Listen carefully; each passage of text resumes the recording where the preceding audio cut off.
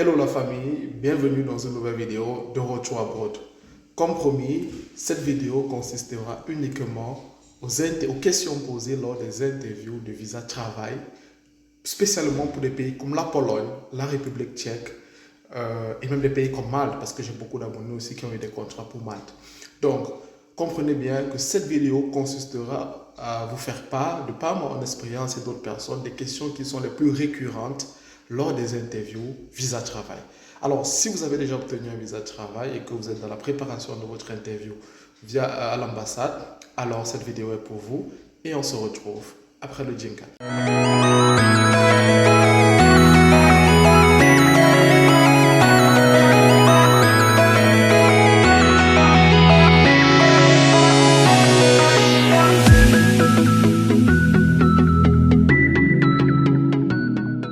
Alors, avant toute chose, je tiens à vous remercier les amis car c'est grâce à vous que la chaîne évolue et s'agrandit au quotidien et nous visons les 4000 abonnés d'ici maximum le nouvel an. C'est grâce à vous, partagez la vidéo, partagez la chaîne, recommandez à votre entourage car voilà, un peu, au fur et à mesure, nous nous agrandissons. Ceci étant, entrons dans le vif du sujet. Bon nombre d'entre vous, du moins de ma communauté, Retour Abroad, vous avez des contrats pour ceux qui sont au Sénégal, au Cameroun, au Togo, et j'en passe pour les pays comme la Pologne, la République tchèque, et même certains voient pour Malte. Et peut-être pour aussi la majorité, c'est la première fois que vous allez demander un visa nationalité de travail, et vous ne savez pas comment, voilà, les questions qu'on va vous poser, vous avez peur, ne vous inquiétez pas. Au moins, sachez une chose, c'est que toute question que le consul ou la personne en charge de la personne dans la section consulaire de l'ambassade qui va voilà, s'occuper de votre interview, les questions seront basées sur deux paramètres. C'est-à-dire il y aura le paramètre professionnel et le paramètre personnel. Je m'explique et je détaille. Qu'est-ce que j'entends par le paramètre professionnel? C'est-à-dire, ils vont questionner votre connaissance déjà sur la compagnie qui vous emploie. C'est-à-dire, ils vont vouloir connaître, si vous connaissez même la compagnie qui vous emploie, c'est-à-dire son nom, dans quoi l'entreprise est spécialisée, dans quoi fait la compagnie qui vous a recruté, où est basée cette compagnie, je veux dire par là, la ville, l'adresse même si possible, ça sera vraiment leur montrer que vous connaissez où vous allez.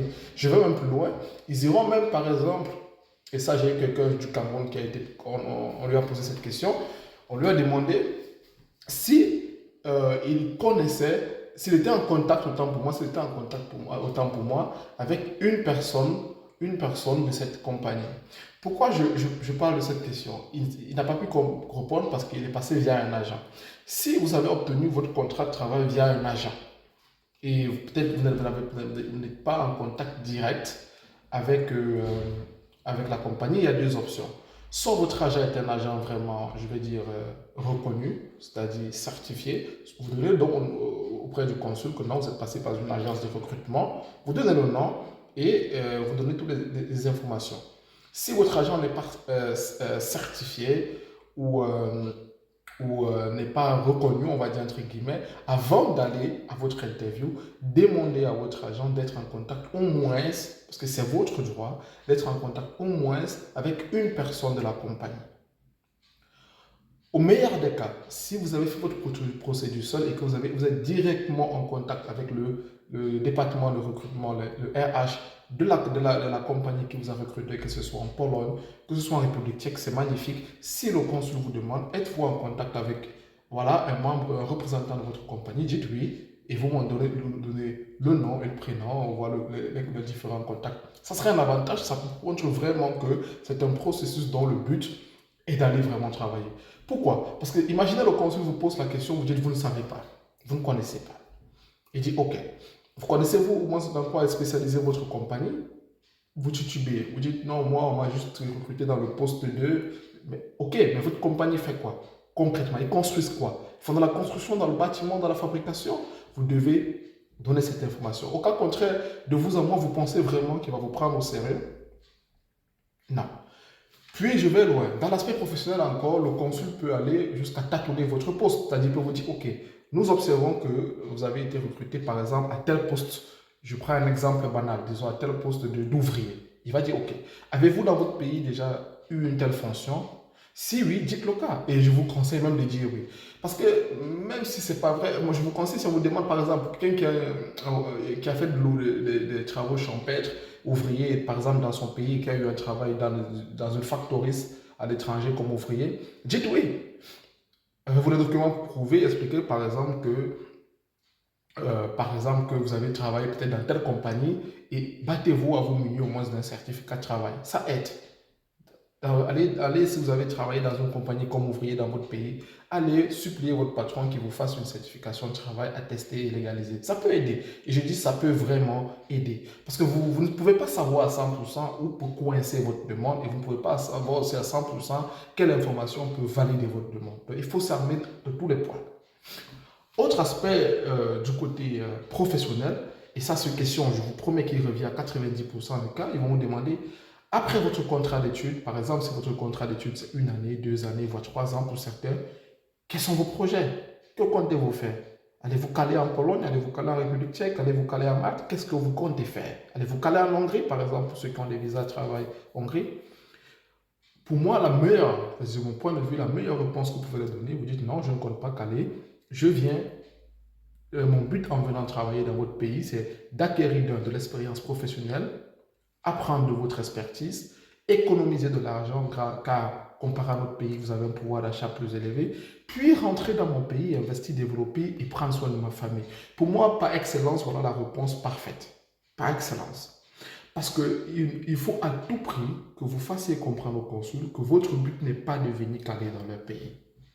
Je dis bien, il faut qu'à tout prix, vous fassiez comprendre aux consuls que votre but n'est pas de venir caler dans leur pays. Passé cela et que vous avez, on va dire, survolé tout l'aspect professionnel, vous êtes préparé sur cette phase, d'autres éléments, qui peuvent aussi aider, par exemple, renseignez-vous sur le pays, c'est-à-dire pour leur montrer que au-delà de votre compagnie, vous êtes renseigné sur votre compagnie, renseignez-vous aussi sur le pays où vous allez, la culture, la loi, et surtout faites comprendre à l'agent d'immigration que vous allez vous mettre à carreau. Vous allez respecter la loi du pays qui va vous accueillir. C'est très très important de leur faire comprendre ça, de leur montrer qu'ils peuvent vous faire confiance. Maintenant, l'autre volet sur lequel vous pouvez être questionné lors d'une interview de visa de travail, c'est l'aspect personnel. Et qu'est-ce que j'entends par l'aspect personnel? Ils vont vous questionner, vous. Avez-vous des diplômes? Quel est votre parcours éducationnel? Il faut parler de ça, il faut vous préparer à savoir comment répondre à ça. Quel est votre parcours éducationnel? Avez-vous de la famille? Êtes-vous marié? Très important ça, êtes-vous marié? Parce que si vous êtes marié, oui, j'ai des enfants, ça peut être aussi une idée. C'est-à-dire, vous dites que oui, je m'en vais en Pologne travailler, économiser de l'argent pour prendre soin de ma famille, par exemple, de ma famille, de ma femme, par exemple, ou de mes enfants au Cameroun ou je ne sais pas, au Sénégal, dans votre pays en tout cas. Ça peut être voilà, un élément pour leur prouver que, ok, vous ne venez pas caler dans leur pays. Vous comprenez? Un étudiant, par exemple, si vous postulez pour un visa de travail et que dans votre passeport, par exemple, c'est étudiant, vous pouvez, par exemple, leur dire que non, moi, je veux d'abord travailler, par exemple, pour 1 année, 2 années, pour économiser de l'argent, pour pouvoir, après mon contrat de travail, reprendre mes études. Ça peut être une explication valable, ça. Vous comprenez? Essayez toujours de leur convaincre de vos bonnes intentions. Toujours. Vous êtes en train d'essayer de convaincre quelqu'un qui peut vous faire confiance, de vous laisser l'accès dans son pays. Vous comprenez? Autre information personnelle qui peut être importante pour vous demander, avez-vous déjà des expériences professionnelles dans le passé, dans votre pays? Qu'importe, même si ce n'est pas en association avec votre travail que vous avez, dont vous avez eu, le poste dont vous avez obtenu le contrat, dites, ça peut quand même montrer que vous êtes déjà quand même maniable du monde professionnel. Toutes ces petites informations-là. Aussi, je ne peux pas vous dire toutes les questions qu'ils vont vous poser parce qu'il y a toujours des questions qu'ils vont ajouter ou poser. Mais ce que je suis en train de recenser sont les plus basiques et les plus générales. Vous devez vous préparer à cela. Connaître où vous allez, l'adresse de votre compagnie, savoir où vous serez logé. Est-ce que votre compagnie va vous loger? Si oui, il faut le document qui prouve. Qui va prendre votre assurance dans le pays? Si oui, est-ce que c'est votre compagnie? La plupart des compagnies, par exemple en Pologne, en République tchèque, lorsqu'ils vous donnent un contrat de travail, ils vous prennent aussi dans l'assurance, c'est-à-dire ils vous donnent aussi un document d'assurance, ils vous donnent aussi un document d'hébergement. Il faut jouer sur tout ça.